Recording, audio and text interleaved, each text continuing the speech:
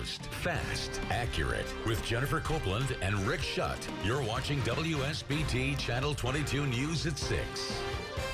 Well, they watched their father die and heard the gunshot that killed their mother. Today, 14 and 22-year-old siblings took the witness stand to testify against their uncle. Stephen Clippinger is on trial for the 2012 double murder, and WSBT's Kelly Stopczynski is live outside the St. Joseph County Courthouse tonight. Kelly, so sadly, these kids heard and they saw so much. And Jennifer, it will live with them forever. Today on the stand, Shelby Clippinger testified. It all started as a normal summer night. She spent some time on the computer, watched some TV.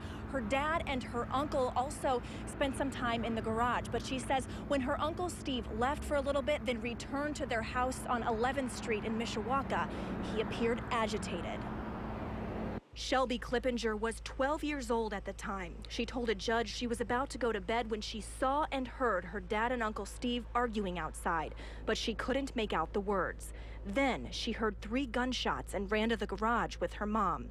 "What did you see when you opened the door?" asked Deputy Prosecuting Attorney Ken Cotter. "I saw Steve on the other side of my mom's car pointing a gun at us," Shelby said. "What happened next?" Cotter asked. "I closed the door and ran," she said. Shelby ran to her brother Dylan's room where he and his girlfriend were sleeping. Shelby was screaming, crying, panicked, Dylan testified.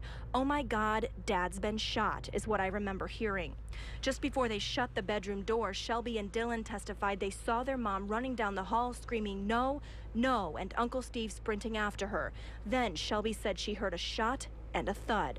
Dylan testified he waited about 5 minutes, then went to check the scene and found his mom unconscious in the hallway and his dad shot and very scared in the driveway.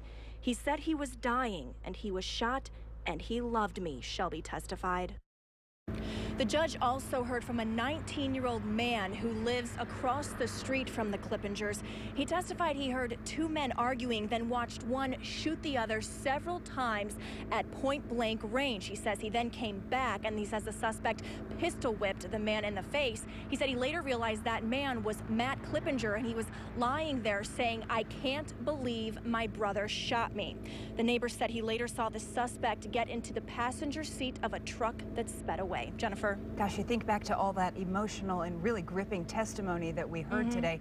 The state rested its case just a short time ago. Any idea what Stephen Clippinger's defense will be in this case? That's unclear right now. And when the defense asked to have the rest of today for Clippinger to make up his mind whether he will take the stand or not in his own defense, the prosecuting attorney in the case said, "Come on, Judge, there have already been so many delays in this case.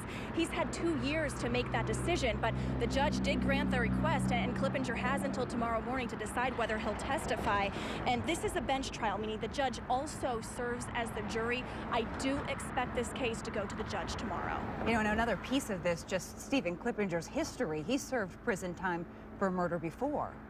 Right, 20 years behind bars, Jennifer, for a murder conviction in the 1990s. In this case here, this double murder trial, he could have faced the death penalty, but instead the state asked for life in prison without parole if he's convicted. It breaks your heart to think about what these poor children are going to have to live with for the rest of their lives.